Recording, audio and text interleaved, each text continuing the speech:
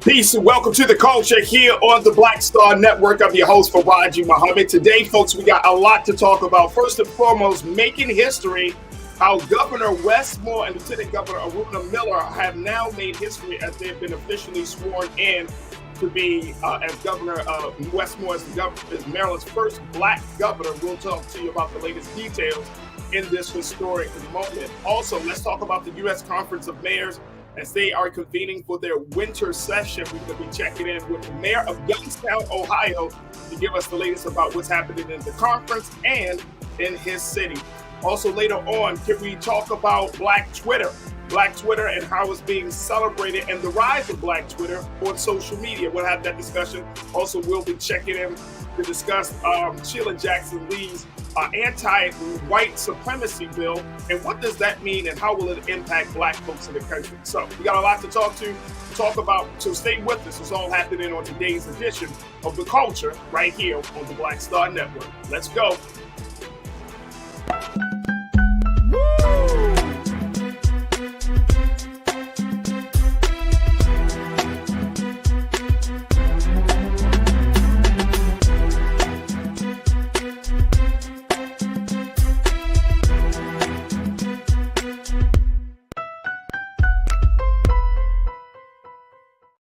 All right, folks, welcome to The Culture here on the Black Star Network. I'm your host, Faraji Muhammad. Thank you so much for tuning in to today's show. Very, very excited about what we're going to be discussing because we have a lot to talk about. Folks, first and foremost, we're going to be talking about what's happening in my home state of Maryland as history has officially been made in the state as Governor Wes Moore becomes the state's first Black governor. Now, we've been live streaming on blackstarnetwork.com all of the ceremony for Inauguration Day. And before we get to that live stream, I want to bring in my sister, who's the culture crew member for the day, my sister Suzette Speaks, who is the host and TV host. She you can definitely check her out on YouTube. And also she is an attorney out of Miami, Florida. Suzette, how are you this afternoon? Doing well, Faraji. Hi, everybody. Glad you're with us. I thought you was going to say Merlin. I thought that's how y'all say it up there. Hey, yo, Suzette. I know we keep Some of us do say Merlin. Some of us do say Merlin. I'm not going to act as if that doesn't happen. People used to. Only teasing, but good to be here. Absolutely. We've been live streaming the ceremonies of Inauguration Day for the first Black governor and the first woman Lieutenant Governor Aruna Miller.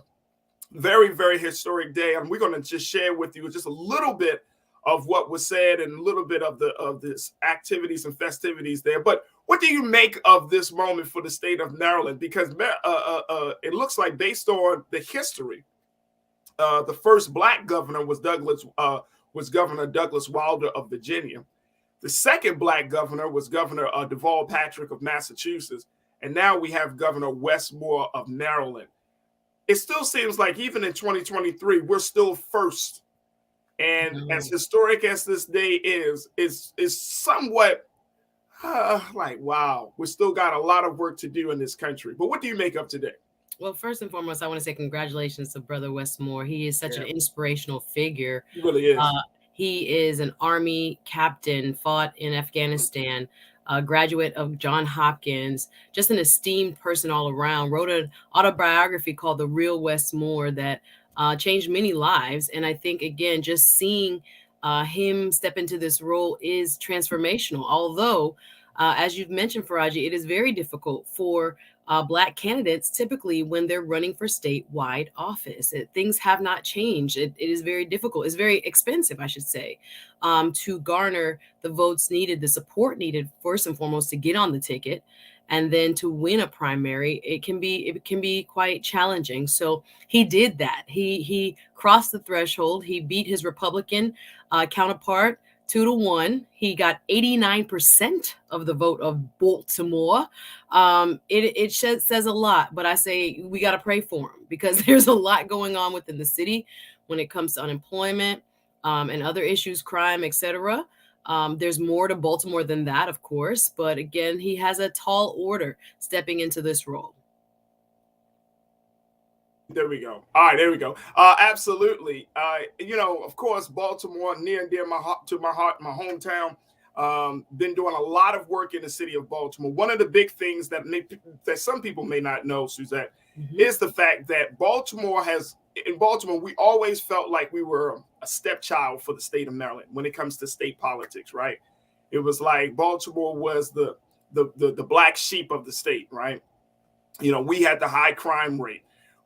We had the dysfunctional political system. We had the corrupt politicians. And I mean, this stuff existed all across the state of Maryland, right? But it was like Baltimore was treated like we had issues with the school system. No school district in the state of Maryland is like the school district in Baltimore, and it's across the state. And so to see that we have like a brother like Wes Moore coming into the space, and now he has a relationship with Baltimore Mayor Brandon Scott, a good relationship, a strong relationship, and seeing how they're going to start working together. I think their politics certainly align more together than there are, differences of opinion. The state officials in Baltimore, you have a number of black state officials there. The schools in Baltimore, the school system. I mean, seems to be more synergy that's going to be coming with this administration, with the Moore Miller administration, than it was with the Hogan Rutherford administration. Yeah, and I don't know if it's just because of the Governor Hogan was a Republican. He was a very popular Republican. Let me just say that. If you know more than me about the local politics. Yeah, very popular Republican. A lot of Democrats in Baltimore City voted for Governor Hogan. Trust and believe. Very popular Republican. But of course, he had his issues as well. So I'm wondering, do you think that? And I know you're outside of the city, but do you foresee that this is going to kind of move the state in a different direction? Absolutely. When you are the head of a state, you need local partners, right? Yeah. We're going to be talking about mayors shortly, but mayors are where it's at, right? They are the front lines of how everyday people live their lives. So when you have a like-minded party that's the mayor of the city of Baltimore and the governor now, Wes Moore, that are aligned in a lot of ways, I think it's going to be a win-win. Hopefully, people don't create silos, and I think especially since it seems as if they are going to have good relations, it's going to help the people. That way we won't have to be focused so much on the divisive politics about, who wants who to look good and, who gets credit for what. Oftentimes, politicians get sidetracked in terms of trying to create their own, fame or narrative. Wes Moore doesn't need that, right? People know who he is. He has had already this public kind of, persona. He has been on Oprah. We've seen him on Oprah opened up for him today. Yeah, exactly. I'm serious. Oprah opened up for Wes Moore. Oh, she did. Oh my goodness. I just heard what you said. Okay. So that's a big deal. So I don't think he's starstruck. I don't think he has to, a lot to prove in terms of that type of, what should I say, putting oneself in the fore just for the sake of. He doesn't need to do that. Yeah. So hopefully he can focus on the work of the people, and he seems to be very committed to doing that. Absolutely, absolutely. Folks, we want you to join us in the conversation. Join us in the chat right now. Post your comments in our chat section as we're streaming live right now on YouTube and Facebook and Black Star Network. And we want you to hear your thoughts about this historic day, how in Maryland, the great state of Maryland has just sworn in their first Black governor for the state. Now, there have been other Black state leaders. Lieutenant Michael Steele was the first Black elected state leader. He's a Republican. And guess what, folks? He was on hand for today's inauguration ceremonies as well. As he should be. A great day. A lot of Black leaders from across various spectrums were present today to support and to be a part of this historic day. Ming Lee, my sister, you checked in and said, look, I want to know, how far have we really come as Black people since Hakeem is the first Black leader of a party in Congress? How far have we really come? I think that's a great question, Ming Lee, because, we have to, I think, Suzette, kind of do these like check-ins, especially when we have big moments like this one. How far would you say we've really come? I think there is sometimes a perception gap in terms of, our ability to kind of make change from the grassroots level, and then what really the power structure and the established structures that really weren't designed for us to be a part of or to be the head of are in terms of like diverse leadership. So what I mean is there are so many of us that we know within our own population, within our own communities, how outstanding, how dynamic, how capable and competent we are when it comes to leadership. But there are still places around our country that are not accustomed to, really not that they are just against it, but are not accustomed to seeing, a Black man in this position of power. It's something that is unusual or something that it doesn't occur very often. So I think sometimes we have come far, but we have to look at the demographics of the United States. We tend to see Black leaders, as we'll talk about when we talk about mayors, in metropolitan areas where we are now leading the big cities across the country. The 4 big cities are led by Black mayors. But again, when it comes to statewide elections, the demographics of a state really matter.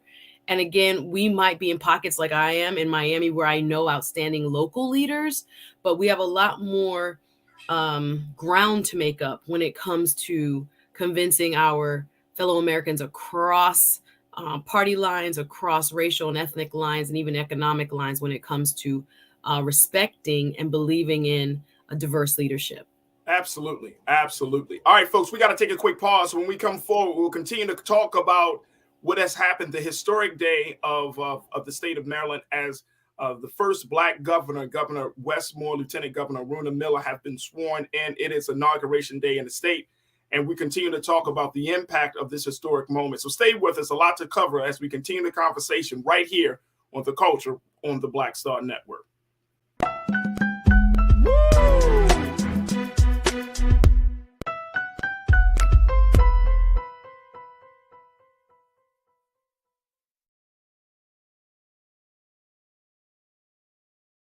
Black Star Network is here.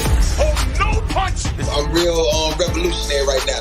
Thank you for being the voice of Black America. All momentum we have now, we have to keep this going. The video looks phenomenal. See, this difference between Black Star Network and Black-owned media and something like CNN. You can't be Black-owned media and be scared. It's time to be smart. Bring your eyeballs home. You dig?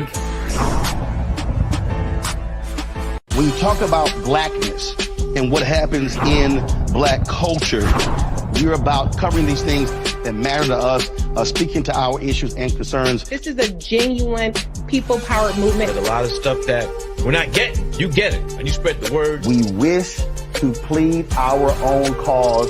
Too long have others spoken for us. We cannot tell our own story if we can't pay for it. This is about covering us. Invest in Black-owned media. Your dollars matter.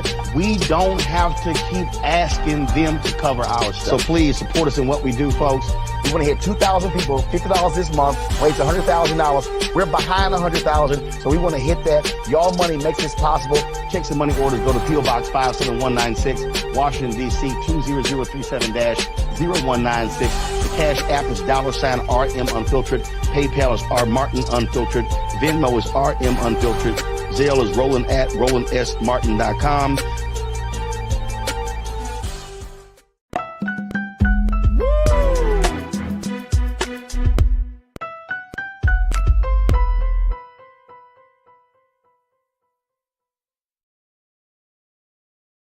Folks, welcome back to the show. It is a day of history in the state of Maryland as Governor Wes Moore and Lieutenant Governor Runa Miller have both been officially sworn in, serving as Governor Wes Moore serves as the state's first Black governor. And there has been it's such a beautiful sunny day in the state of Maryland. I want to share with you, and Keenan, I want to just show some images and give a few folks some insight as to just a little bit of what was seen and what was heard at today's inauguration of the governor. Check this out.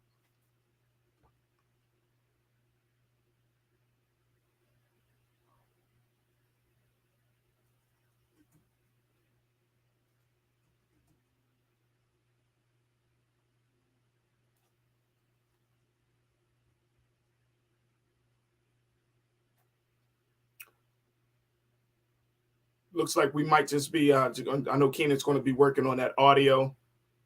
Amazing wife, Dawn, and to the new first babies, me and James. You are my heart. You are my soul. You're my everything. And I love you.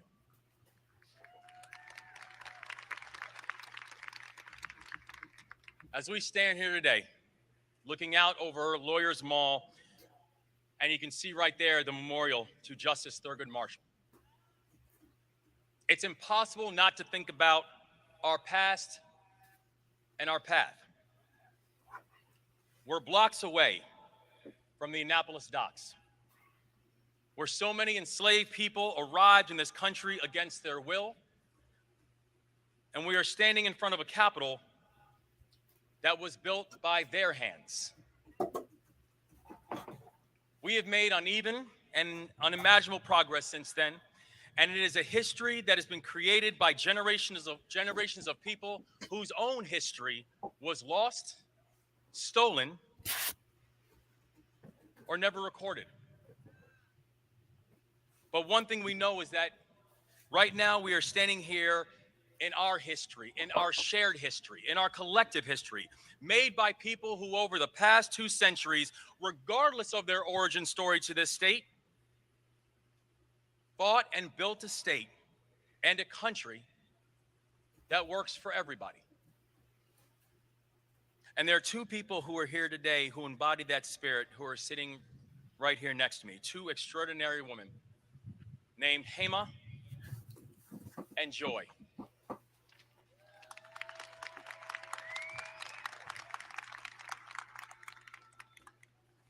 Hema came to this country from India. Joy from Jamaica. Yeah, man. They immigrated to America with hope in their hearts, not just for themselves, but for future generations. And now, today, they are sitting here together at the inauguration of their children to become the governor and lieutenant governor of a state that helped to welcome them.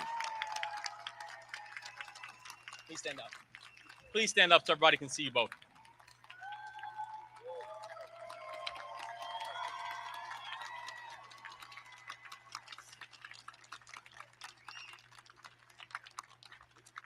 To Aruna's mom, Hema, and to my mom, Joy, you epitomize everything special about this state. And you are proof that in the state of Maryland, anything is possible. Now, yes, Aruna and my portraits are going to look a little bit different from the ones that we've always seen in the Capitol. But that's not the point. This journey has never been about making history. It's about marching forward. Today is not an indictment of the past. Today is a celebration of our collective future. And today, our opportunity to begin this future is so bright, it is blinding, but only if we are intentional, inclusive, and disciplined in confronting challenges, making hard choices, and seizing this opportunity in front of us. Our state is truly remarkable. From my birthplace of Montgomery County to my adoptive home of Baltimore City, from the sandy beaches of the Eastern Shore to the rolling hills of West. Yeah, go ahead, Eastern Shore. Go ahead and make yourselves known. To the rolling hills of Western Maryland and everywhere in between. Maryland is home to spectacular natural beauty and dynamic industries and people as talented as they are determined. Folks, that's just a few minutes of the great speech given by new Governor Wes Moore at his inauguration earlier this afternoon. I want to bring back Suzette's speech. Suzette, a couple of things. One is he made a lot of references to Black history throughout the speech. And folks, you can definitely check out the speech. There's a lot of reference to the history of chattel slavery, the great role that Maryland has played in that in the transatlantic slave trade. People are saying that is a good sign that this governor is going into office understanding the link, understanding his role in progress. How big of a moment, or how important is that for real?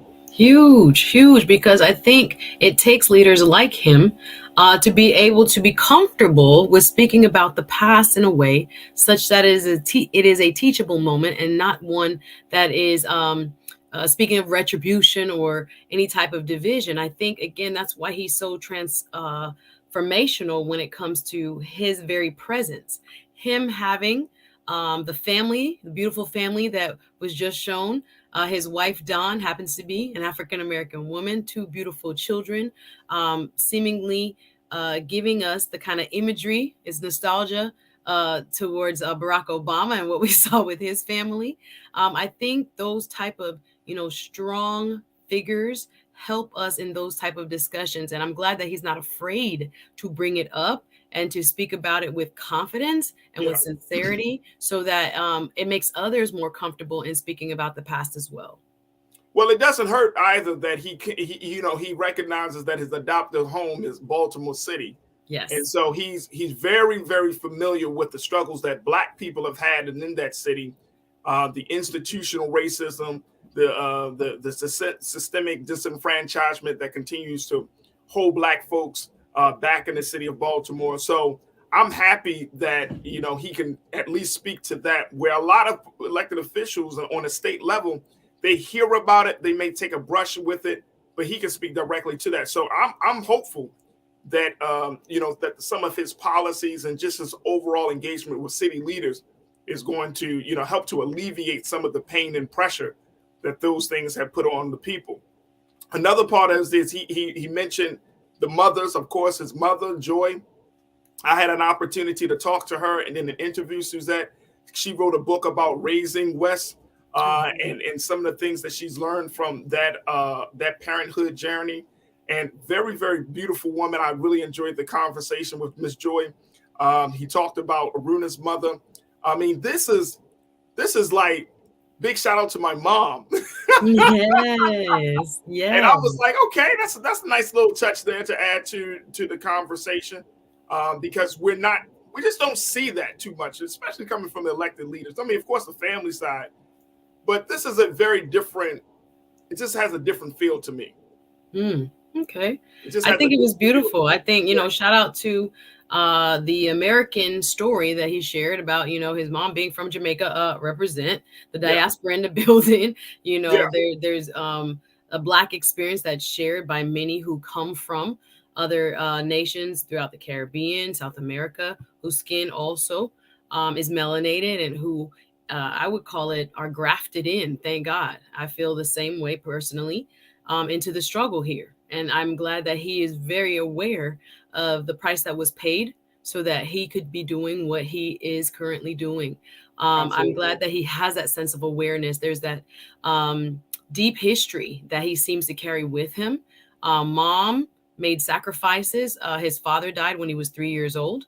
He was had to move with his mother to his grandparents' house. He has a New York tie, moved up there to New York and right. into a small home, but grandpa done made room, right? And he hasn't had a bed of roses type story. He's had struggle that he's had to overcome. So thinking about the sacrifices that his mother made, I am sure he's quite aware, being raised by a Jamaican mom, that this is all about making sure your kids do better than you, and I'm sure she's very proud. Absolutely, folks. And this is a big day, not just for Black folks, for the Indian American community, as he mentioned, with his Lieutenant Governor Aruna Miller, coming out of that community, the first woman of Indian descent to hold a statewide elected office. Very, very historic day. So we're going to just see. And of course, folks, I encourage you to stay tuned to the Black Star Network, because there's going to be a lot of coverage, continuing coverage of what happened not just this afternoon, but moving forward. So make sure, folks, y'all check out Roland Martin Unfiltered later on today, as I'm sure they're going to certainly be covering it as well. But this has been an historic day. I had the chance, Suzette, very quickly, I had the chance to interview Wes Moore for when he had his book, The Other Wes Moore, for the Baltimore Book Festival. And that's how I got to learn about his story and had a chance to talk to him. And you know, just to see, it's like a crazy situation. You're like, first you're talking to somebody, you're thinking, and then they're the governor. You're like, man, never say never. We always like stayed in touch and everything. So it's like crazy that, you know, you just see how people grow and evolve, man. It's just such a beautiful situation to see manifest itself. And so, you know, congratulations to our new governor there. Congratulations to the lieutenant governor. For the state of Maryland, I think this is the great choice, and I'm looking forward to hearing about the great progress coming from the state. So that's what I'm gonna have to say, man. Big shout out to Baltimore, man. We produce leaders. We produce leaders. Trust and believe. We produce leaders in Baltimore. Y'all be like, oh, Baltimore. Don't sleep on Baltimore, son. Don't sleep on Baltimore. All right, look, we got to take a quick pause. When we come forward, let's check in with Mayor Jamal Tito Brown of Youngstown, Ohio. We're going to check in with him as he's talking to us about the United States Conference of Mayors that's happening this week. Also giving us some insight about what's going on in his city of Youngstown, Ohio. So stay tuned for that conversation right here on The Culture on the Black Star Network.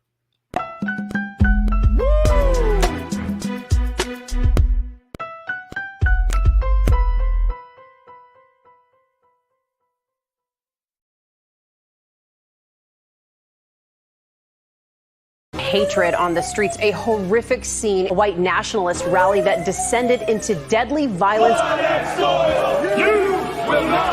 White people are losing their damn minds. As an angry pro-Trump mob storms the U.S. Capitol, we're about to see the rise of what I call white minority resistance. We have seen white folks in this country who simply cannot tolerate black folks voting. I think what we're seeing is the inevitable result of violent denial. This is part of American history. Every time that people of color have made progress, whether real or symbolic, there has been what Carol Anderson at Emory University calls white rage as a backlash. This is the rise of the Proud Boys and the Boogaloo Boys. America, there's going to be more of this. Here's all the Proud Boys, guys. This country is getting increasingly racist in its behaviors and its attitudes because of the fear of white people. The fear that they're taking our jobs, they're taking our resources, they're taking our women. This is white fear.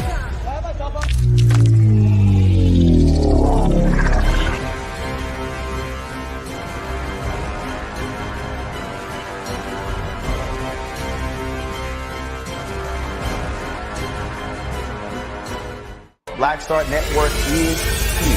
Oh, no punch! I'm real revolutionary right now. Thank you for being the voice of Black America. All momentum we have now, we have to keep this going. The video looks phenomenal. See, this difference between Black Star Network and black-owned media and something like CNN. You can't be black-owned media and be scared. It's time to be smart. Bring your eyeballs home. You dig?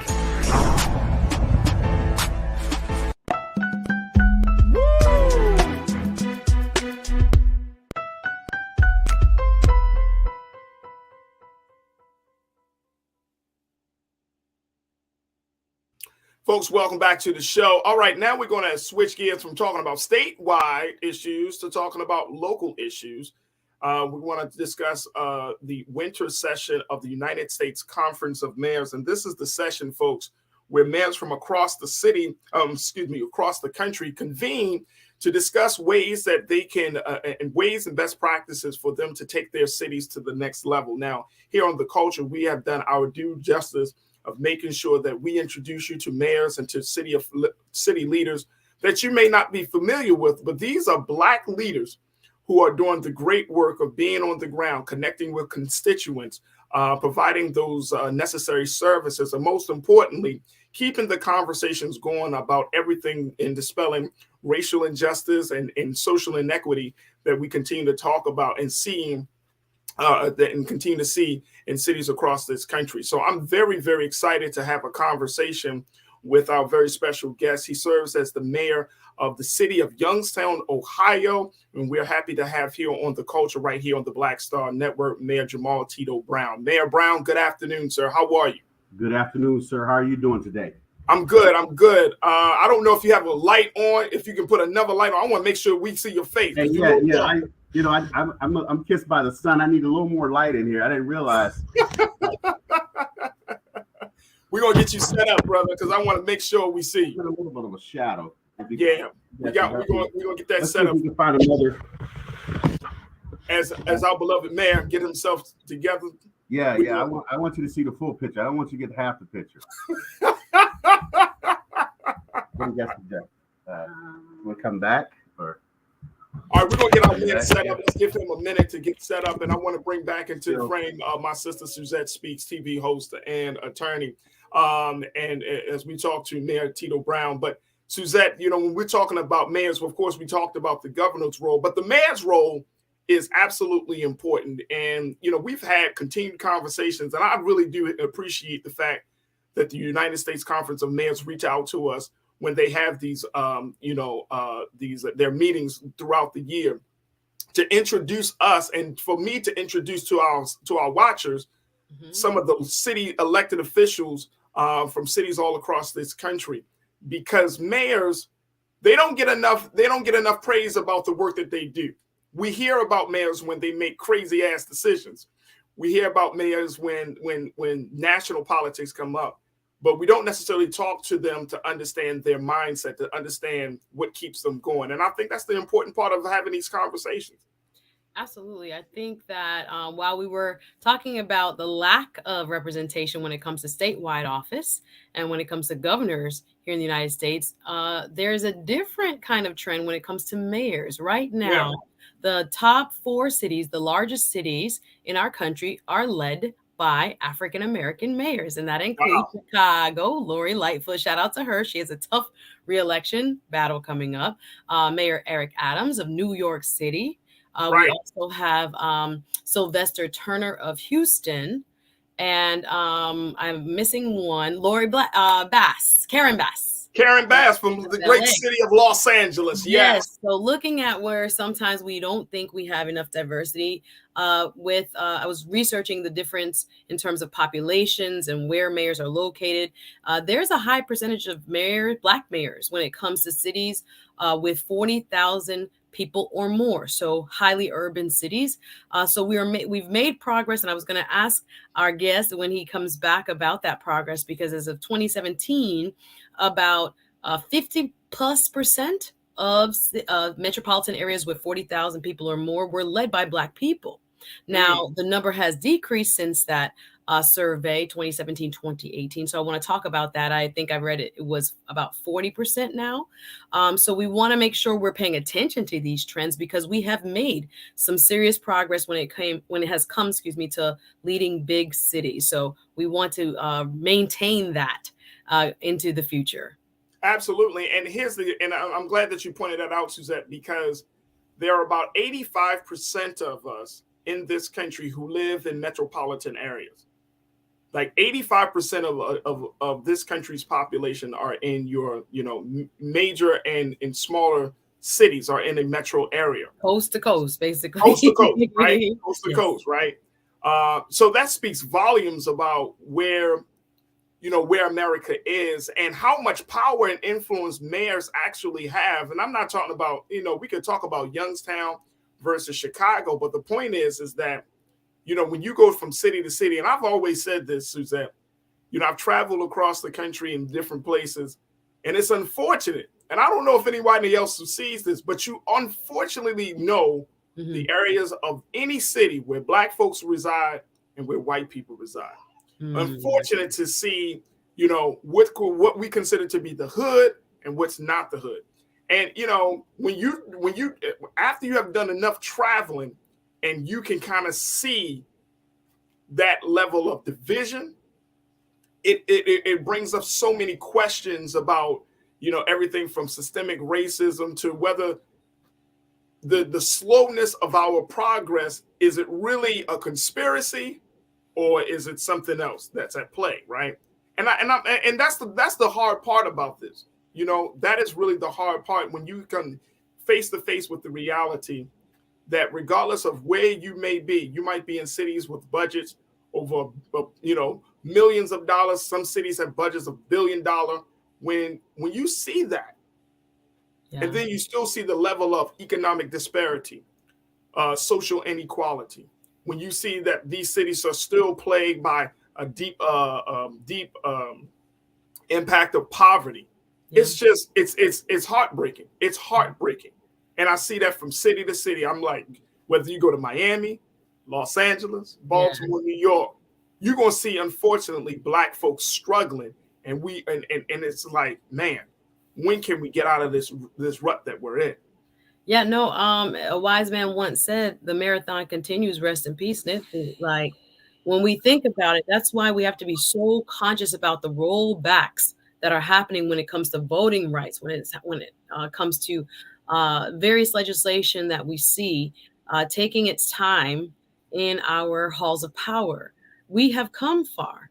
We will all acknowledge that we have come quite far, but we still have a ways to go, because there is a legacy at play here that was corrected for about maybe 50 years in terms of our country's history. When we look back at the legacy from, the Jim Crow era, from pre-Civil War, many would argue as to what you're talking about, and the policies that right up into the 1960s kept Black folks out of economic empowerment, or tools for economic empowerment, buying homes, getting bank loans.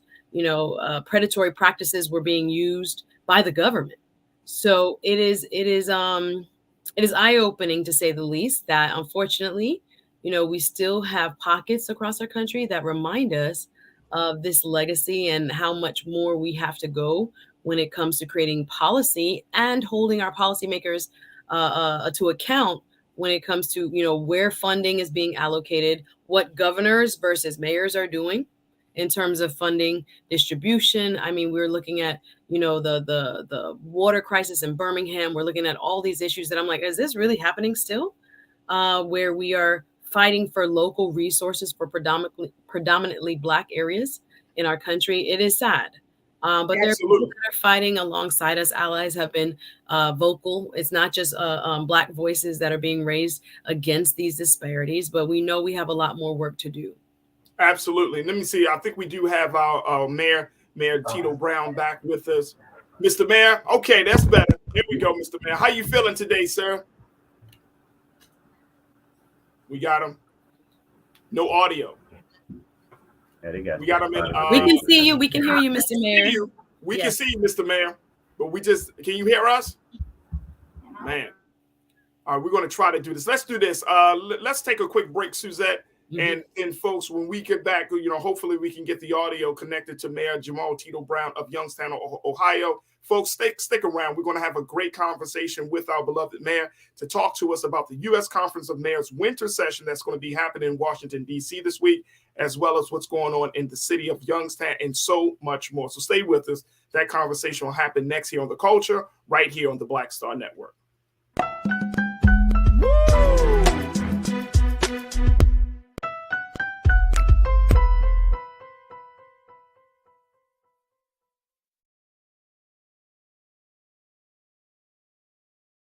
When you talk about Blackness and what happens in Black culture, we're about covering these things that matter to us, speaking to our issues and concerns. This is a genuine people-powered movement. There's a lot of stuff that we're not getting. You get it, and you spread the word. We wish to plead our own cause too long have others spoken for us. We cannot tell our own story if we can't pay for it. This is about covering us. Invest in black-owned media. Your dollars matter. We don't have to keep asking them to cover our stuff. So please support us in what we do, folks.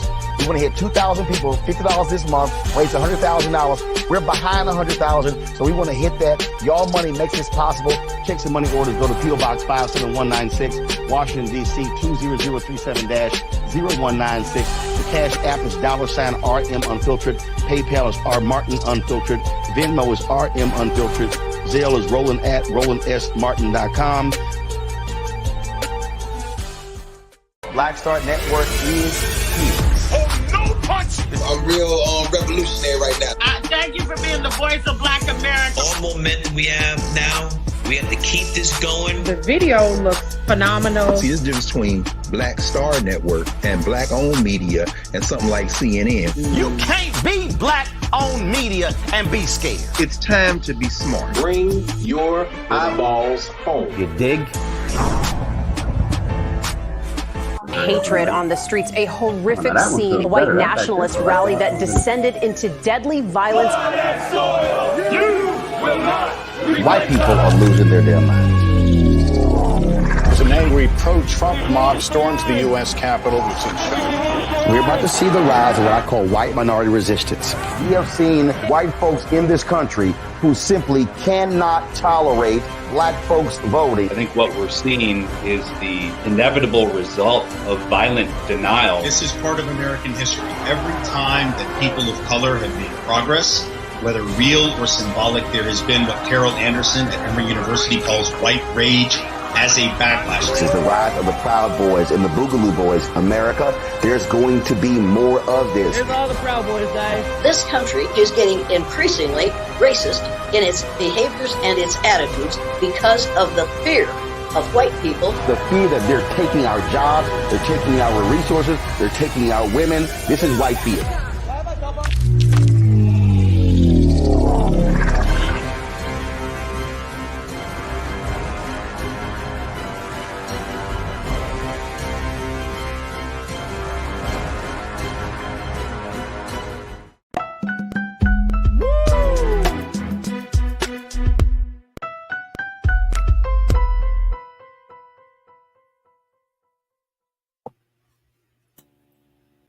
Folks, welcome back to The Culture. We have been talking about the U.S. Conference of Mayors, and this week, folks, they are going to be hosting their 91st winter session, the session where mayors from across the city convene in Washington, D.C. to discuss things that are happening in their cities, and most importantly, best practices, ways to take their cities to the next level to get the progress for marginalized communities and so much more. Now, this U.S. Conference of Mayors has been led by the president, their president from Miami, Florida, Mayor Francis X. Suarez. And this 4-day conference will host numerous congressional and administration officials, including Secretary of State Antony Blinken and so many more, as mayors will convene from around the country. This is an organization, a U.S. Conference of Mayors, is a nonprofit organization with a population of 30,000 or more. There are nearly 1,400 cities in the countries today, and each city is represented in the conference by its chief elected official, the mayor. We're going to have a conversation with Mayor Jamal Tito Brown, the great mayor of the city of Youngstown, Ohio, as we talk to him about what's going on with USCM. And of course, I got my sister Suzette Speaks joining us today here on the show. All right, we got Mayor Tito Brown. There we go. Am I out of frame? Or let me get in frame. Yes, brother. That way. Yes, man. There Now we go. Boom. You look great. Yeah, that's not quite, but I'll live with it. We got to live with it. Yeah, let's live with it. Let's live. Mr. Mayor, you know how to adjust. You know how to adjust, sir. Make it you got to be flexible in my position. Oh, absolutely. Absolutely. Mr. Mayor, first and foremost, on behalf of the culture here in Black Star Network, we thank you so much for your time today to just spend a few minutes with us to discuss the work that you're doing and the impact you're looking to make. First, talk to us about this U.S. Conference of Mayors and why your city has decided to be a part of this great convening. I appreciate it. It's a good opportunity for me to be back on again with you guys. I think I talked to you guys when we were Reno. One of the reasons that we are engaged in the U.S. Conference of Mayors for Youngstown, Ohio, is because there's a lot of issues out there for cities, and a lot of times we find that we're not the only ones dealing with those issues. No matter what your population is, we all tend to have some of the same issues. No matter if you got 1 million people or 50,000 people, we all typically worry about the trash pickup, the barking dog, the home issues, the affordable housing. So many of those issues we work on here. We talk this morning. We talked a little bit about coming to the U.S. Conference of Mayors. We kind of steal from one another. We cut and paste. We get ideas. We kind of swap recipes, if you would use that terminology. So it's been a great thing for the city of Youngstown. We come and we learn from other mayors who've been doing it for some time, and also we get a chance to give input on what we've been able to do in our term as mayor of the city of Youngstown. So, Mr. Mayor, when we look at Youngstown and how things are going, first and foremost, talk to us about some of the big triumphs that your administration has been able to make in the city of Youngstown. Then we could talk about some of the things that you're still working on, some of the challenges. Yeah, one of the things we had to do coming into this administration. I'm just starting my 6th year as the mayor of the city of Youngstown. I'm the 51st mayor of Youngstown, but only the 2nd African American mayor to serve in this position. And one of the things we wanted to do was restore integrity and transparency back to the city hall. And we had lost that. We had got along with the way previous administrations kind of learned. They thought they were the city and they didn't realize they still work for the people. And one of our mantras that we wouldn't cave the money, power, and politics. And we've been pretty close to doing that. We stay close to I tell everybody every day is a job interview for me with the citizens of Youngstown. And every 4 years I get a job evaluation. So it's been one of those pieces. We've been turning the tables, but we've been building relationships at the state, the federal, and the national level. That Youngstown's at the table when we're looking for federal dollars, when we're given opportunities to build our youth, our seniors. This is a great opportunity for us to continue our push to make our city a great place to live. Absolutely. And then, Suzette, I definitely want to extend the invitation for you to jump in as well. So, but Mr. Mayor, talk to us a little bit about some of the challenges that you're seeing right now in your city. One of the challenges, we talk about all the jobs that are available with the new CHIPS Act and the new Intel facility that's going to come to Columbus, Ohio. Columbus is about 2 hours away from the city of Youngstown. We're looking at the workforce being ready for that new industry. I don't know if you guys are old enough or you remember the Jetsons. We talk about, electric vehicles and flying vehicles. Of course, sir. That industry is here. It's not a matter of if it's coming. It's now that it's here. But we've got to get that workforce trained. And one of the things I find that we've got to start meeting people where they are. I get people ask me all the time, Mr. Mayor, I need a job. And there's 3 questions I'll ask. Can you pass a drug test? Do you have a resume? And do you have a driver's license? Many of them tell me 2 out of 3, and you'd probably be amazed at what the one thing that they don't have is a driver's license. And if we're going to look at economic mobility and get individuals ready for the workforce that's coming, they've got to, 1, be able to get there. 2, they've got to be, hireable, but also we've got to make sure that they can continue to grow while they're in this position. So we've come up with a program called License to Success, where we're working with our private investors who are investing dollars. We just received a grant last year through the U.S. Conference of Mayors while we were here. It's called Through DollarWise. And we received a grant where we can go find individuals who, if we remove the fines, they can get their license back. They can get back to being productive citizens, and they're more productive and more attractive to an employer if they have their license. So that's one of the reasons we come to this conference, to find out what funds are out there. And we've got multiple individuals that are taking advantage of this opportunity, because fines is a cycle. Once you kind of get in the system, individuals who are driving under suspension don't mean they're going to stop driving. Now they're just going to drive under suspension, and the monies and fines can kind of put them in a rabbit hole that they can't get out of. And we've been able to help remove some of those barriers to get them back into the workforce. Absolutely. Suzette, what's your question, Suzette? Yes, Mr. Mayor, thank you again for being here. I was reading online about the percentages of Black mayors who are in charge of cities of 40,000 or more. And I saw online that since about 2017, 2018, that number has been decreasing. Do you think the presence of leadership at the local level who happen to be African American is helping the American public get more comfortable when it comes to Black leadership? And can mayors be a feeder for statewide office holders? That's a great thing, and I don't know if you heard me when I said it, that I'm the second African American mayor, but there's been 51 mayors. I'm the 51st, so there's been multiple mayors, and I think that's what we're going to have to do. We're going to have to train, give opportunity for individuals to see that African American mayors, African American leaders can do well in the positions. People want to know they can trust you with their money, and they can trust you to represent them well.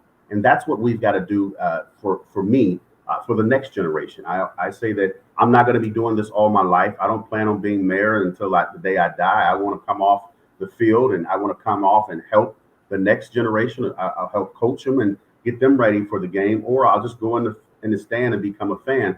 But I think we've got to make sure we have the bench, but we also get individuals in our town, in our county. We've never had an African American elected to our countywide. So state is great, but we've got to break those barriers in the city of Youngstown, in our Mahoney counties where we live. We're 88 counties in the state of Ohio. We're one of the few counties that's not had an African American countywide. So those ceilings we have to continue to push and kick open, so that the next generation can break them down and continue climbing higher. Mr. Mayor, do you feel like the sentiment, and to add to what Suzette brought up, but do you feel like that Black folks have a positive or negative sentiment about local Black leadership in light of, I come from the city of Baltimore, so I'm sure you probably heard about some of our challenges there, and but do you feel like Black folks in particular have a positive or negative sentiment when it comes to local Black leadership? Yeah, I think overall sentiment it's positive. When you get a chance for individuals to see individuals like myself, I'm born and raised right here in the city of Youngstown, and they, many of those have had a chance to see me raised. I'm educated here, but also I think we can be one of the biggest critics to our community. We kind of we'll put the spotlight on the African American mayor a lot more than they will the white mayor, and I'm not sure why that happens. I think it's almost every day they want to test you. They want to test to see if you're really genuine in what you're doing, or you're going to do something different than what you said you would be doing. And I think that's where we've got to really stay. If you're going to get into this leadership role as an African American mayor or any elected official, you've got to be genuine. You've got to tell people this is what you see is what you get, but also you got to be able to give them the direct yes or the direct no, and don't string them along. And I think once people see that you're genuine and they realize that you have a heart for the community you work for, makes the job a lot easier. But don't give them that commercial retail politics. They will kind of sift you out. So I think the issue, what we need to do is make sure we stay true to who we are, but we understand that we're going to be put under a microscope. There's no Me Too clause for African American leaders. Ain't that the truth? Mr. Mayor, very quickly, and I'm going to get some more questions from our online culture careers folks are watching. But the first question we got from our audience is from my guy, Willie Frazier. He said, Mr. Mayor, it seems to fight for equality has to be taken to big corporations in order to get some monetary equality. What's your view on this, and how do you plan to bring some equity in your state? One of the things we look at is our utility industry. Individuals, when we talk about utilities that we pay, they can put a hike on anything, and a lot of times they want to run. Let's say they want to run a high voltage line through your community because it's going to help their bottom line, but it won't help your community. And we've taken on a couple of our utility companies in the city of Youngstown to say our people deserve better. Also, we look at when we do work in the city of Youngstown, we also look at the equity and the fair. How is this going to affect our community? Is it going to be fair? And oftentimes we just don't look and say because they have dollars or they're doing one thing for our community. My question is always, how is it going to impact and how is it going to benefit our community? And a lot of times I'm in the room and I'm the guy having a bad day, but I have to ask those questions because the citizens I work for deserve me to ask it 2 or 3 times so that I make sure that I'm getting the right answer, because I don't want to make sure that I'm sitting in this seat and the community that I serve are not being served well.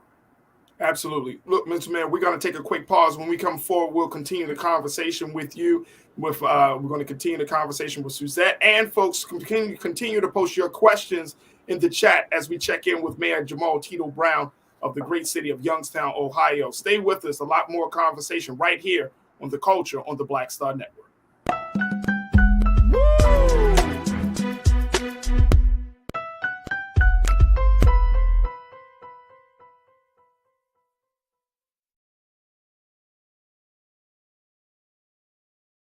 Hatred on the streets, a horrific scene, a white nationalist rally that descended into deadly violence.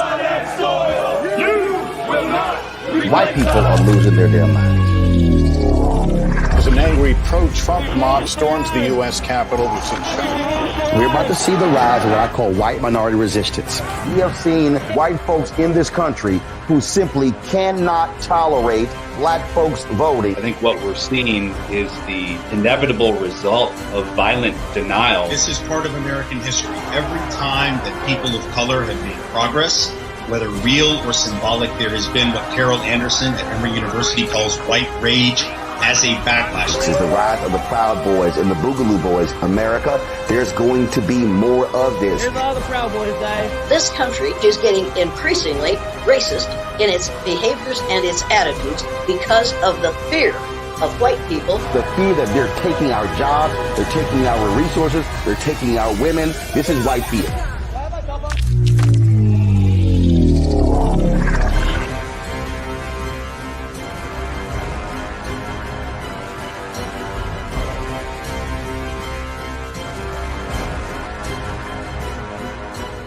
Black Star Network is here. Oh, no punch! I'm real revolutionary right now. Thank you for being the voice of Black America. All momentum we have now, we have to keep this going. The video looks phenomenal. See, this difference between Black Star Network and black-owned media and something like CNN. You can't be black-owned media and be scared. It's time to be smart. Bring your eyeballs home. You dig?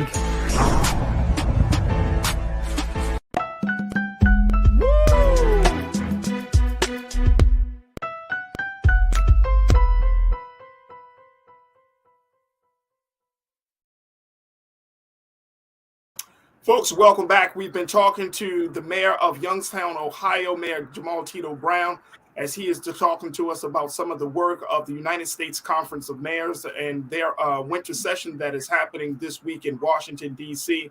And we've been talking about Mayor Brown, talking about everything from race relations to what's going on in the city, to the trials and the joys of the work that he's doing in Youngstown, Ohio, and more importantly, the impact that it's making on our community. We've also been checking in with Culture Crew member Suzette Speaks as we've been having this conversation. And folks, I want you to post your questions in the chat, whether it's on YouTube or Facebook or Black Star, blackstarnetwork.com, so we can continue to have these discussions with Mr. Mayor. Mr. Mayor, when we look at the situation, we're talking about race, and Suzette, love to get your take on this. Like, when we're talking about race relations, like today, we're celebrating the historic inauguration of Governor Wes Moore in Maryland. And I'm wondering, many people are saying that is historic, but it also kind of falls in a space of being symbolic. And I'm wondering, how do we make the most of this moment and most of those opportunities? You mentioned, of course, you're only the second Black mayor of your beloved city. So how do we make sure that we can rally not just Black folks, but other folks from outside the community to see that Black leadership is leadership for Black people, but it's also leadership for all people if given the opportunity, if given the chance? Yeah, like you said, it's a historic piece for us today. But the question it can't be is just the first, it can't be the last. And I think what the governor has to do is to make sure he takes the position that he has right now and to make sure that he's been able to mold and shape the culture of the voters that voted him in. The first one say, you know what, you can do the job. Two, now you need to make sure that when he says the next leadership needs to look like and represent the community that where they live, that means that he should be able to, do a lot of mentoring. His cabinet, those that he hires, should look like the community and the state where he's the governor at. And also make sure before he leaves there, He's paved the way for the next generation because somebody paved the way for him to become the first, but he needs to pave the way so he won't be the last. Right, right.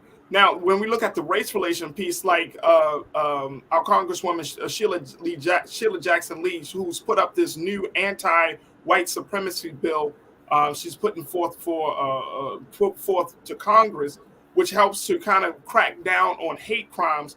Talk to us a little bit about your efforts to deal with hate crimes in your city, and to create a more secure space for Black folks and just folks from various communities, whether you're talking about Black, whether you're talking about Latino, Native American, Asian American communities. What are some of the things that your administration is doing around that issue of hate crimes? One of the things we focus on, and I mentioned it earlier, that first of all, we make, for my office, I make sure that my cabinet has a diverse connection to the community. They're involved in the community, but also we've got to know that, hate's been around for some time. As people look at me and they look at my skin, when I walk in the room, they're not looking, pick me out as the mayor. They're looking at my skin first. And then I have to give them the title of who I am. So we need to make sure that when we enter in that room, or if we get, I talk about on our law enforcement, if we feel that individuals are using hate to be, a bully or to overcome or to instill fear into the citizens, we take that very serious. But we're also making sure that when we get out in the community, that we talk about the real talk. We really, when I get into a room, I'll talk to in the ward. I say, you guys are used to something different in your community because of your culture you live in. And now that's not going to be the same, but you can't, take that out and make it a rage and anger. So we talk about, working together and realizing once we get a chance to know one another, no matter what side of town or what ward you live in our community, we often find out we have the same issues. But I focus on, trying to break those barriers down. And a lot of times it's because when I walk in the room, if you don't know me, you don't know if I'm the mayor or who I am walking in the room. And once I can open that door and individuals will let me in, we make sure that we focus that there's fairness across the board for everybody. And and I mentioned our staff, when we make decisions and when we do proposed legislation at City Council, we look at, being fair, equitable, making sure that we focus on the people the least vulnerable, the vulnerable community that we're focusing on as well. Absolutely. Suzette, what's your take on that? Yeah, I think I'm curious as to what the mayor has to say in terms of who's getting it right, because I feel like every mayor must be admiring one mayor or two across this country. Who are you looking to in terms of solution-based leadership, African American or otherwise? And if you could wave a wand and change anything that sometimes the wheels of government sometimes cannot change, what would you wishfully thinking want to take on, or a challenge that you would like to resolve? Actually, let's take the last question about waving a wand. I think we all come and try to find that one solution that really will help our community.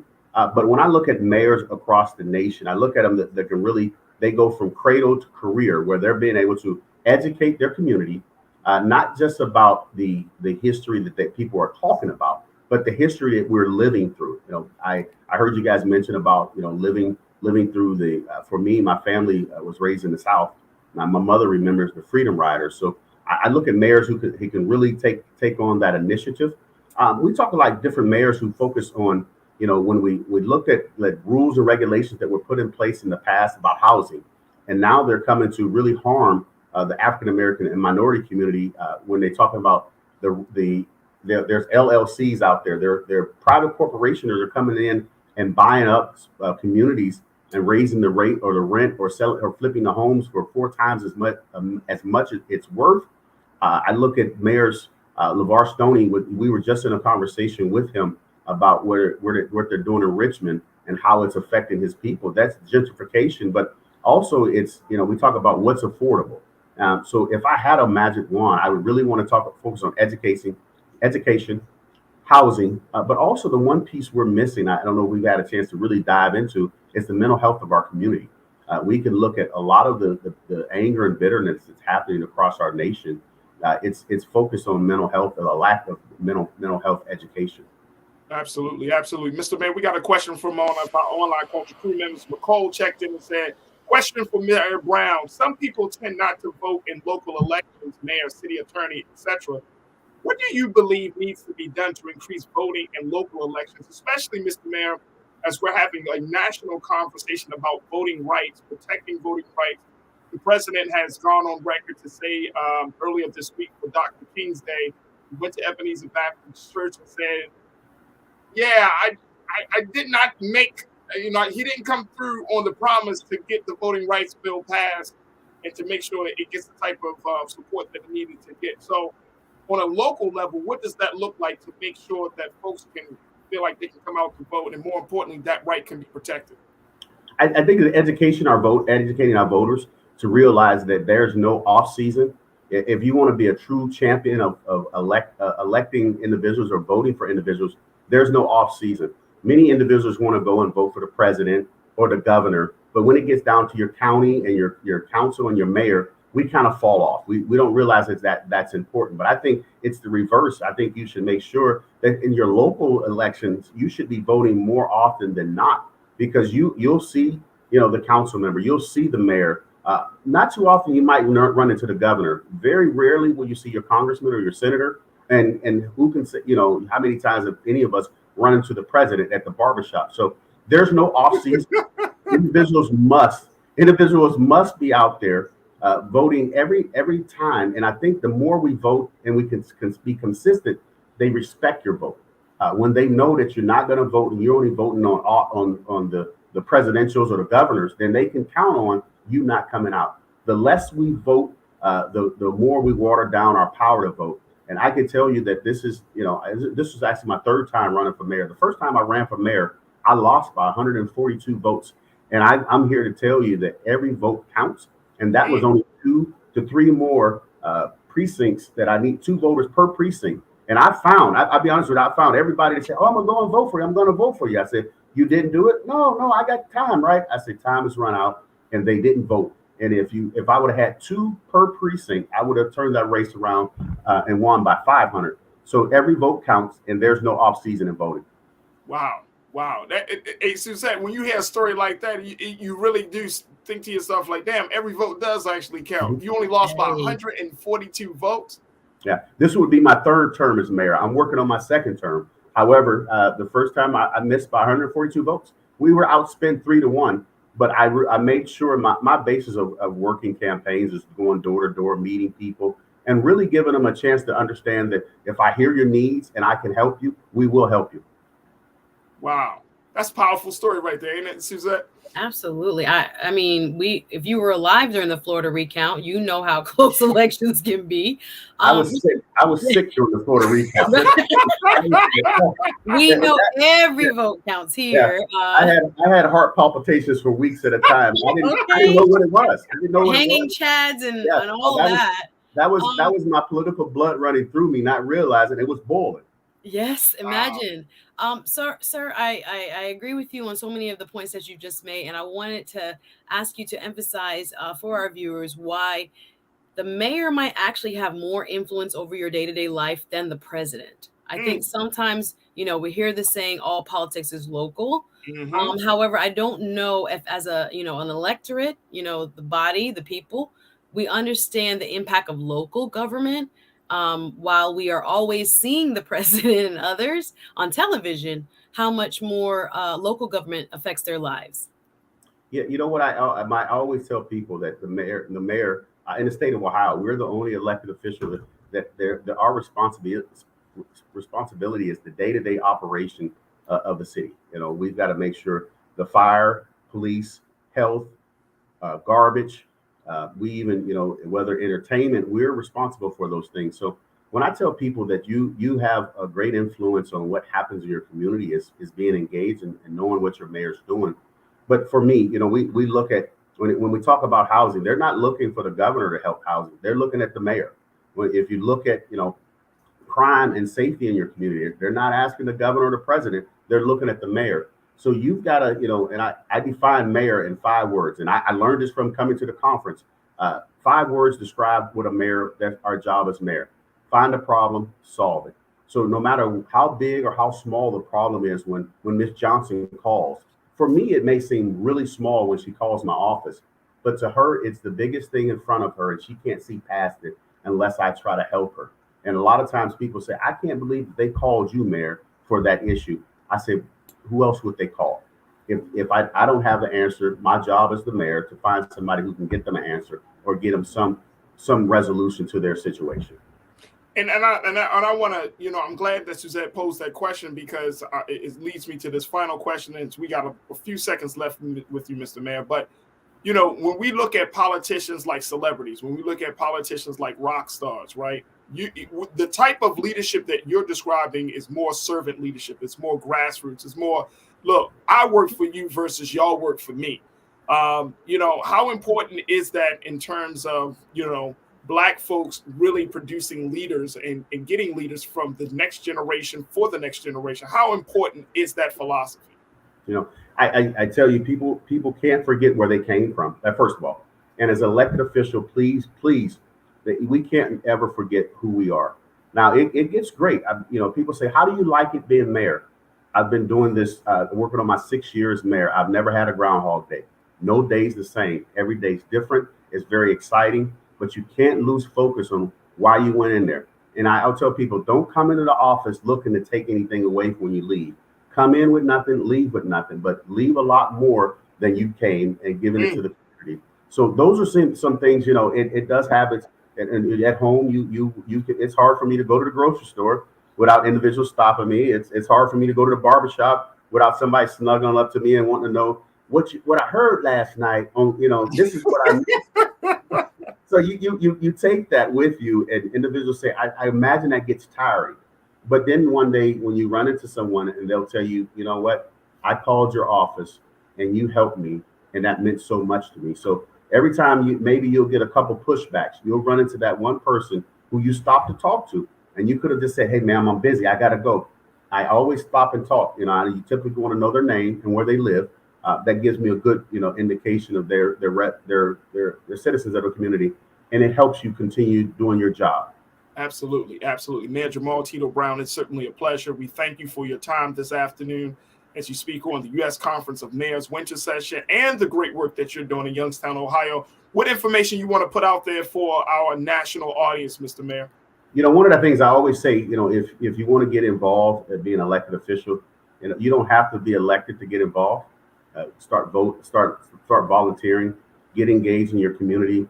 And those who are out there, just know that if you need help, start with your local level, because there's a lot of funding that we're learning today that are coming out there, that it's out there. And if you're looking for jobs, there's plenty out there. You just got to take a couple steps forward. And if everybody can't do it for you, you've got to do something for yourself. So I appreciate you guys for having me on. I always enjoy the questions. I look forward to catching you maybe the next time.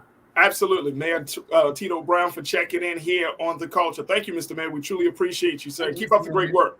You guys be safe, be kind, most often just be yourself. There it is right there. All right, folks. Man, oh, man. Folks, yeah, real quick, Suzette. That's why I love talking to the local officials, man. He knows his stuff. I'm rocking with Mayor Brown. I'm rocking with him. I would trust him to run a city and more than that. So right. I love that. He said he missed it by 142. Ouch. So yes, elections matter. But he's in it now, though, Suzette. He's in it now. Again. So now he got an extra term. So I'm like, okay, that's all right. We got you now, and you know what you're doing. That's fantastic. I think everything he said, you know, is so valid when it comes to, you know, making sure you have that servant's heart. I wanted to compare it to more almost like a social work foundation in terms of that type of job. You got to love people. You got to want to help solve their problems. As he said, find a problem and solve it. But mayors are really on the front lines. And I'm so glad that there are so many African-American mayors representing so well, again, of the 4 major cities across this country. They have hard jobs, but I believe in them. And you know, hopefully, you know, they prove themselves accordingly.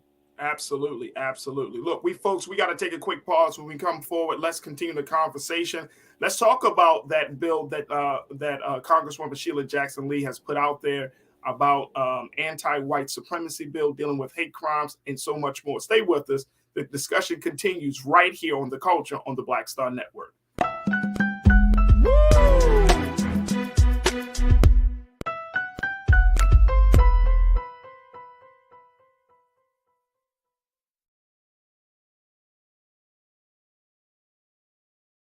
hatred on the streets, a horrific scene, a white nationalist rally that descended into deadly violence.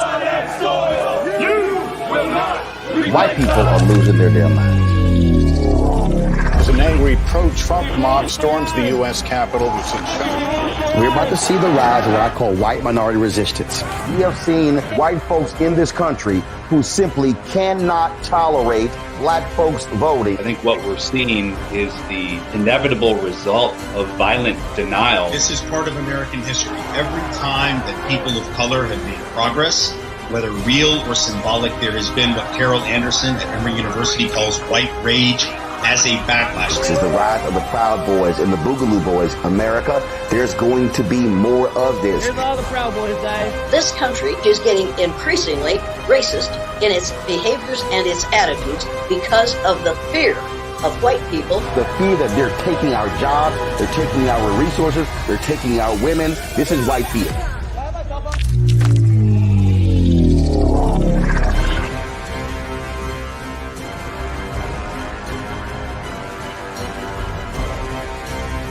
Folks, Black Star Network is here. Hold no punches. I'm real revolutionary right now. Support this man, Black Media. He makes sure that our stories are told. Thank you for being the voice of Black America, Roland. Stay black. I love y'all. All momentum we have now. We have to keep this going. The video looks phenomenal. See, this difference between Black Star Network and black-owned media and something like CNN. You can't be black-owned media and be scared. It's time to be smart. Bring your eyeballs home. You dig?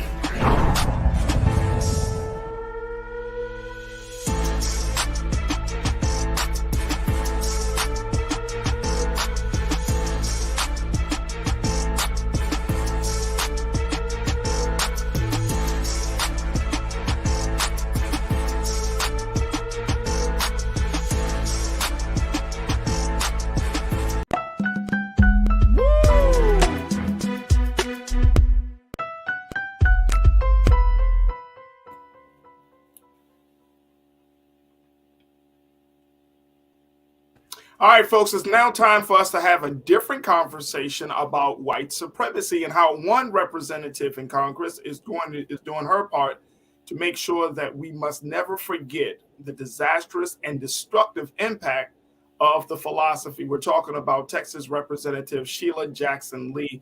Now, Congresswoman Lee has put it out there that she wants to lead the charge against white supremacy. She has put forth and introduced a bill called Leading Against White Supremacy Act. Take a look at this.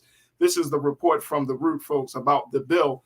The bill is intended to prevent and prosecute white supremacy-inspired hate crime and conspiracy to commit white supremacy-inspired hate crime. The biggest impact of the bill is how it defines conspiracy to commit a hate crime. Under the conspiracy section, a conspiracy to engage in white supremacy-inspired hate crime shall be determined to exist if at least one person engages in planning or committing a white supremacist hate crime and the other person disseminates white supremacist information, including on social media, which means people who post white supremacy conspiracy theories online could potentially face prosecution under the bill. Let's bring back our culture crew member, Suzette Speaks, as we take a look at the headline there, how Sheila Jackson Lee is looking to stop white supremacy in this path, especially as it relates to hate crimes. But Suzette, you are an attorney. What does this mean in terms of the prosecution of hate crimes? Does this add more teeth to it, to this effort? I mean, because this is very, very interesting. Yes, it's a pity again that this cannot probably pass in today's Congress because the Republicans control the House and it's not likely to pass. But nonetheless, I think it's important that bills like this are introduced because it changes the conversation and shifts the focus of some of our representatives in terms of what should we be focused on and what we're hearing from the people and the concerns that they have should be addressed. Now, Sheila Jackson Lee in her district is a predominantly Black district out of Texas. And when she proposed this is the second time, she is looking with an eye towards what is happening in today's political climate. That is, there are people that are promoting an ideology that has become very dangerous, so much so that we just had a form of the very thing she is trying to legislate against, happen in Arizona, where a local official was her house was shot up because of folks who want to promote this type of ideology. Now, I am a nerd. I went ahead and looked at the actual law itself and tried to read it. Not very long of a bill. You guys can check it out, Google it. But it does expand. It seems to kind of want to expand the nature of what is deemed a hate crime, but also separate a new separate category of hate crime when it comes to white supremacy. As an attorney, I'm looking at it with kind of, I love detail, but it's very broad. When I read it, I was like, wow, this is a larger body of people that can be charged underneath this bill if it were to pass and become a federal law. That is that the provision specifically that I'm very interested in is the one about conspiracy, and it defines conspiracy. And you guys know sometimes I'm going to give a broad overview, but when you are involved in a conspiracy, for example, felony murder, you can be charged even if you're not the person that, pulled the trigger, if you were a part of the conspiracy to begin with.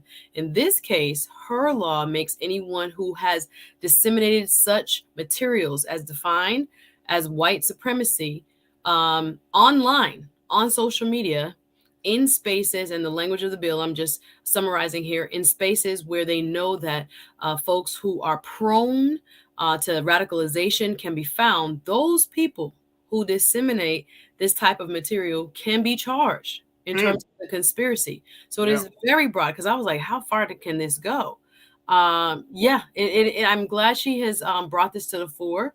Again, I would say it needs definitely some debate in terms of how far, whether they want to increase the extent to which someone can be prosecuted under this, or even decrease it. I would say to whatever degree, it is a valid attempt to try to curb some of what we're seeing around the country. So this is about if someone makes the act of committing a hate crime, right? This is about that level of prosecution, not necessarily.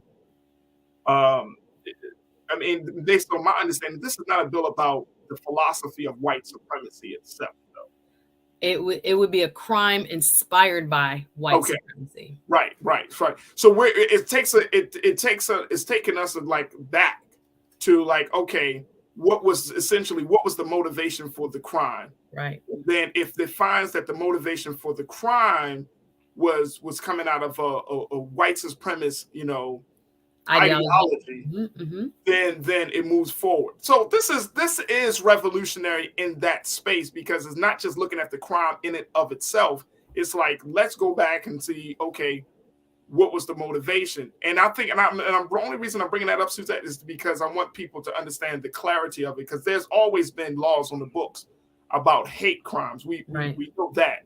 But this is taking a little step further and say, if you were inspired by, say, some white supremacist works, and then you read a book, you read a pamphlet, you go online, you read some information, and then you commit a crime after that point, then you will be prosecuted. And then the person who was actually posting that information online may also be prosecuted.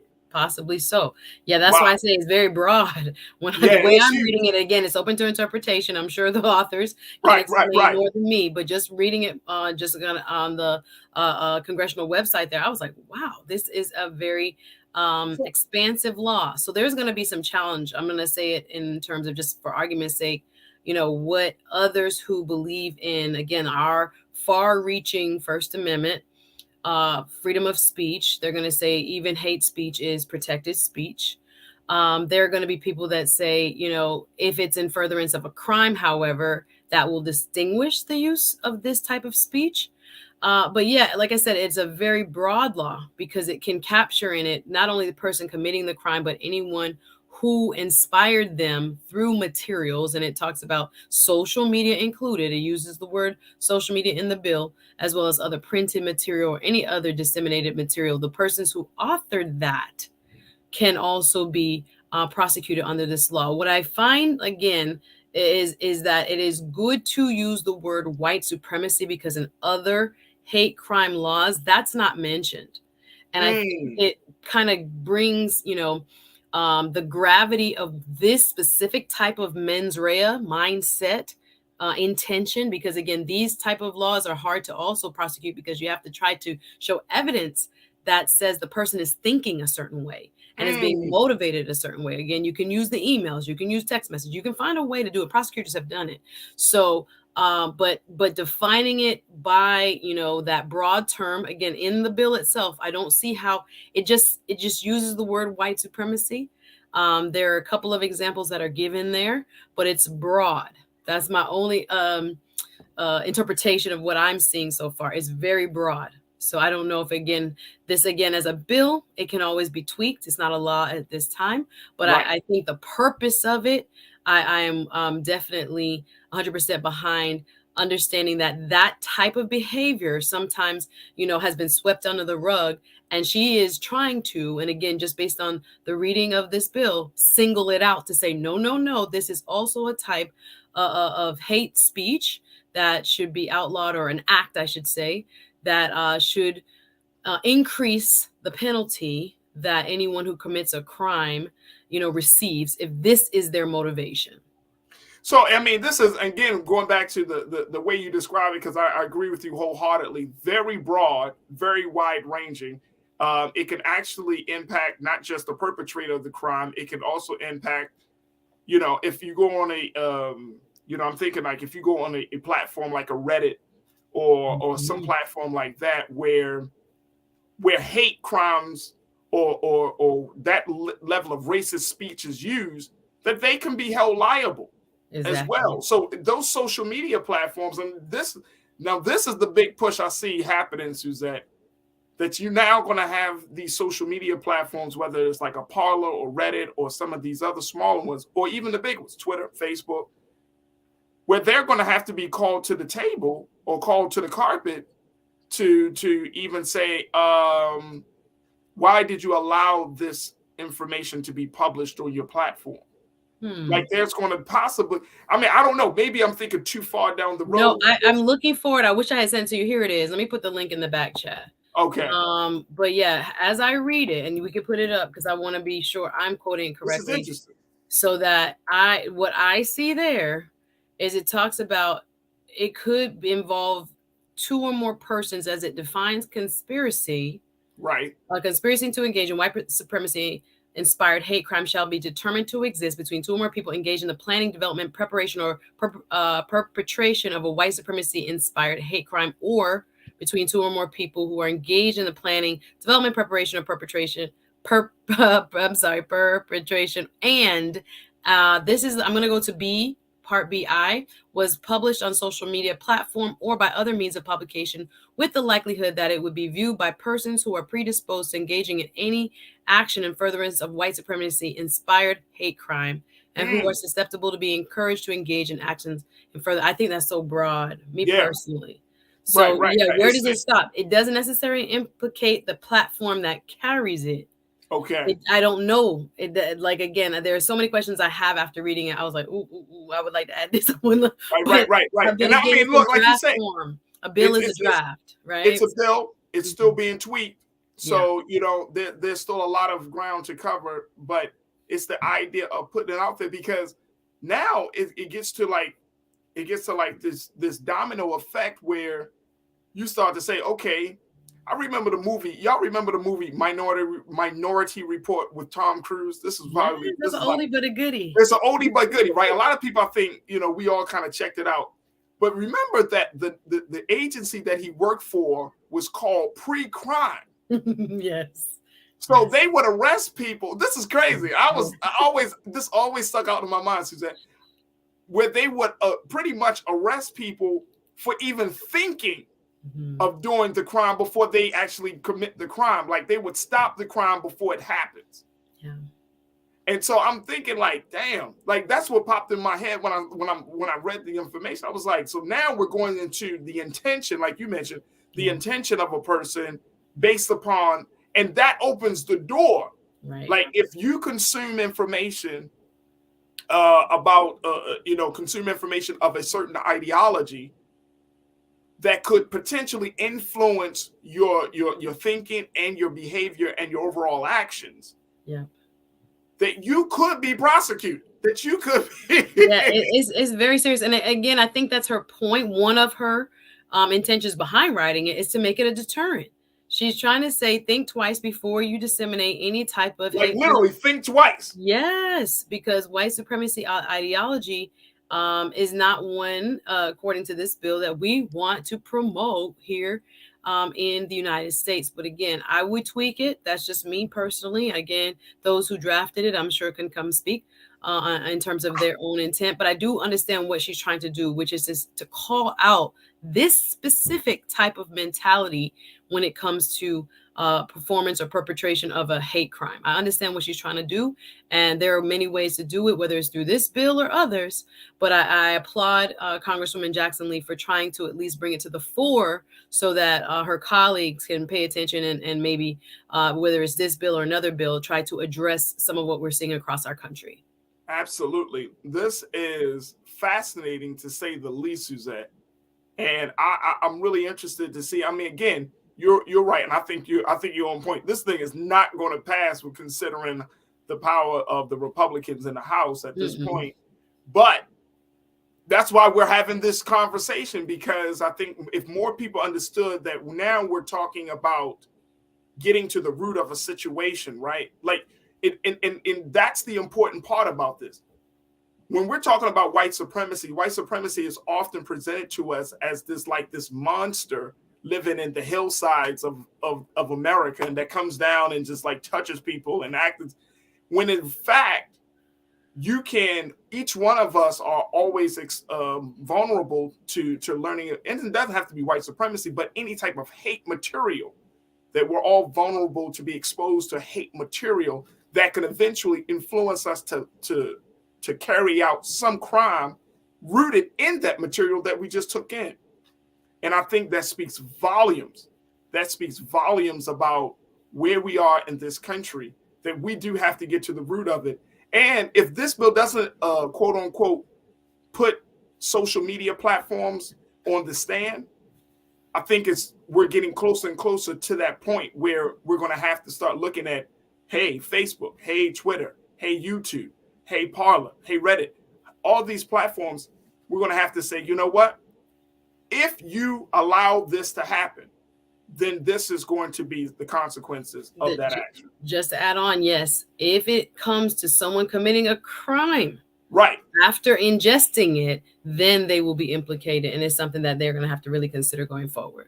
So for the shooter in the Buffalo, New York, the Tops shooting, yes, where he posted his manifesto before committing that hate crime, right, then we would look at that platform where he posted it, and where I think it was like 20 people or so were able to see it, because again, it opens the door that if 20 people are able to see it, he's live streaming it, all of these things are happening, then essentially he's passing on this great example. No, great example. And whoever he ingested that radicalized him also could, in fact, be implicated. Yeah.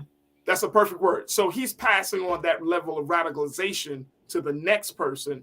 And I mean, folks, another movie, then we're going to close it out. This could be so deep. This is so deep. But remember that Denzel Washington movie where he was a detective, and I think it was Bones. Training Day? No, not Training Day. Okay. But he was a detective, and he was trying to figure out how to stop the spirit of evil that goes from person to person. And I know Culture Crew, y'all probably know. Let me look in the chat. Let's look in the chat. There's that movie where he was trying to, like, if a person touches you, you get a spirit of evil. Oh, I know the movie you're talking about. I don't know the name of it. Y'all remember that movie? I don't know. Somebody and it's like just like that, like, and it passed and it transferred. Fallen.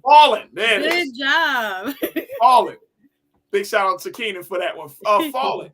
And it was like that spirit. Like, if you're passing on this knowledge of and radicalizing people, but you don't necessarily, you may not do the action, but you're the one responsible for a person to become radicalized where they're doing the action, you should be held responsible. Yeah, that's what she's trying to get to. You may That's not, heavy. pull the trigger, but you were responsible for disseminating and grooming this person into this type of thought process. And they, as a result, went out and carried out this kind of crime.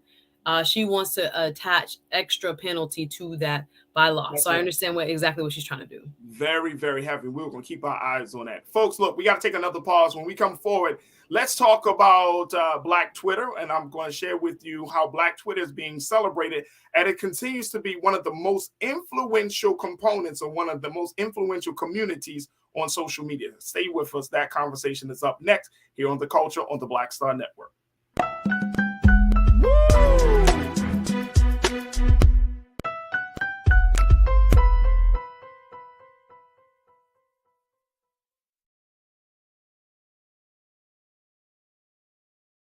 I'm Deborah Owens, America's Wealth Coach, and my new show, Get Wealthy, focuses on the things that your financial advisor and bank isn't telling you, but you absolutely need to know.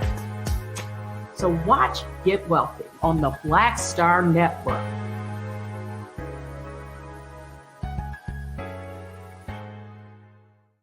Black Star Network is here. Oh, no punch! I'm real revolutionary right now. Thank you for being the voice of Black America. All momentum we have now, we have to keep this going. The video looks phenomenal. See, there's a difference between Black Star Network and Black-owned media and something like CNN. You can't be Black-owned media and be scared. It's time to be smart. Bring your eyeballs home. You dig?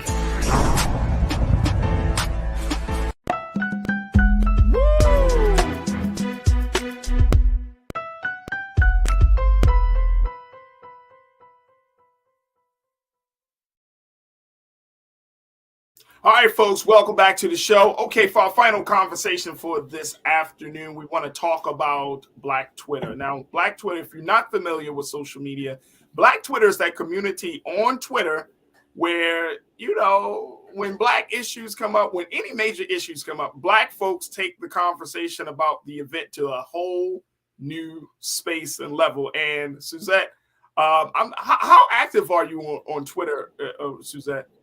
I'm a consumer. I don't really post a lot. I am so. I don't even think we're friends on Twitter. Are we not friends on Twitter? I check Twitter for news when I want information on a topic. So when I'm like, oh, what happened? Let me go on Twitter. That's how I use Twitter, but I'm not like active in terms of always messaging, but I know how powerful it is. I have friends who are literally, some people have their app, some people are Facebook people, some people are Instagram people, some people are TikTok people, but some people are Twitter people. I'm not one, but I do respect the platform and I understand how important it is to our community. That's interesting because I feel like there's also a generational divide when it comes to Twitter. Like you have older people who are saying like people in their 30s, they're like, I'm not on Twitter as I used to be. I'm on IG, I'm on Snap, I'm on TikTok. I'm personally, I enjoy Twitter, Facebook, and IG. Like I can't, like after a while, I'm not trying to be on 60,000 different, it will wear you out. It will wear you out. But Twitter continues to be a major community on the social media space because oftentimes it's Black Twitter that's driving the conversation, especially the cultural conversations when there are big moments in our culture, when there are big moments in our history. And so right now, there will be a new docuseries that's going to be premiering on Hulu that's going to talk about the rise of Black Twitter. It's going to be directed by the Insecure executive producer, Prentice Penny, who you see there.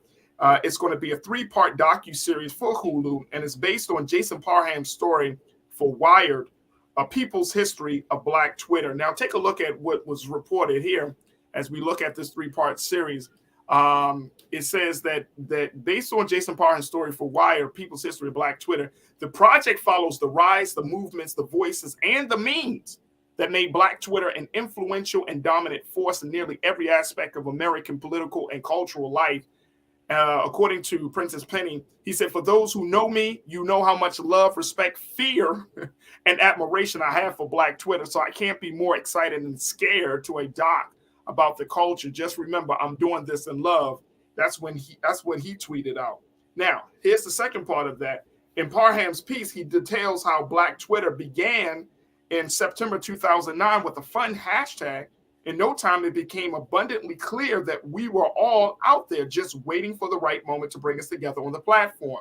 According to Mr. Parham, he said it was September 6, 2009, and exactly 4:25 p.m. when Ashley Weatherspoon logged onto Twitter and wrote, "You know you're Black when you win, hashtag, you cancel plans when it's raining." Parham wrote, the hashtag spread like wildfire. Within 2 hours, 1.2% of all Twitter correspondence revolved around Weatherspoon's hashtag, as Black Twitter users riffed on everything from car rims to tall tees. It was the viral hit she was after, and confirmation of a rich fabric being threaded together across the platform here in all of its melanated glory was Black Twitter. Wow. Do you think that, Suzette, do you think that this story is important to tell? Heck yeah. We got to tell our own story because people will write us right out of history. Hello, somebody. Come on. I'm grateful for this. I think, again, even as a person that doesn't consume it in the quantities that others do consume Twitter, I just know that over the last 10 years, we have revolutionized news in terms of Black Twitter, in terms of breaking stories. Oftentimes, it'll be on Black Twitter first, and then you'll see it on your local news and even on national news platforms. What I really want to compare this to, and I watched Faraji, a documentary last night. You know, I'm in Miami, and I'm really watching PBS late at night here. And I watched a PBS special. I watched a PBS special on the Zora Neale Hurston, the one and only.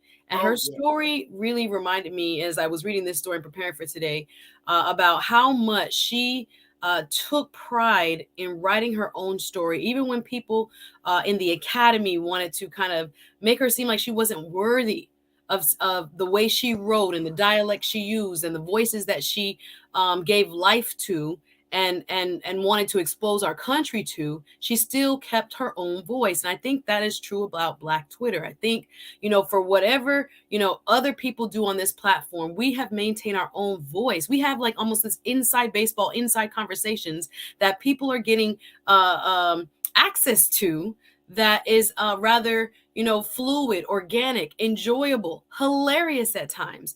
And it's just really a reflection of us. So I'm so glad these gentlemen are bringing this story from their eyes, from their lens, a Black gaze, into what Black Twitter really means so that we can write our own narrative and be proud of it and share it with the world. Oh, absolutely. Absolutely. And I'm in total agreement with that. And I think that it is interesting because I go on Twitter a lot to look at, like you said, for news. But then when those hashtags start popping up about life as a Black person in this country, you cannot get better information. I'm telling you, Twitter is the space to go to. But here's the thing. It's like, how do we make sure that space is protected? And more importantly, here's my thing. It's like, okay, there's a thin line between, satirical comedy and then just being outright disrespectful, right? Mm-hmm. And so, with Black Twitter, sometimes it's like certain things of our culture that we know that everybody know, like certain things of our culture should not be made fun of. You know what I mean? If it'd be like, when you're Black Twitter is the karate chop in your nose, though. That's what they do. And that's what I'm saying. Sometimes I just be like, we laughing at the wrong things sometimes. And that's not, and I'm not trying to be like, No, I think that's the thing with Twitter. There is no gatekeeping. Everything that we normally would say behind closed doors, there's certain things I won't even say here. But behind closed doors, I might have that conversation with my homegirl off camera. But Black Twitter is that, again, a little bit of anonymity, a little bit of freedom, again, to speak your mind unfiltered. Right. And I think people really were drawn to that I can create an account and I can say whatever the heck I want to say. But you can't, though. Well, I'm saying in terms of it'd be one thing. It'd be one thing if we own Twitter, if Black folks collectively own Twitter, right? But it's another thing that like people say, well, I can say what I want to say. Yeah, but trust and believe you're not the only one looking at your tweet or black no, folks. they going back in time now. They going back in time. So has even evolved. Go ahead. There still has to be some level of awareness that you have to take before you can just post anything about white people or offensive stuff. You know what I mean? Like, and even I'm not just talking about offensive to other people, offensive to black folks in the community. You still can't just post whatever you want to say, you know, whether it's language, whether it's about our traditions, whether it's about our struggle. Like, I get that you want to say whatever you want to say, but I'm sorry, there still should be some filtering. Like, you just can't say whatever. Don't feel so empowered to be like, I'm online so I can say whatever, because you know you damn well you wouldn't say that. You wouldn't say that to somebody's face. Well, Mr. Elon Musk said he want to be the promoter of free speech, so other people taking it the wrong way. I'm not saying I agree with the culture that's existing right now, as of today on Twitter. I hear what you're saying loud and clear, but I do think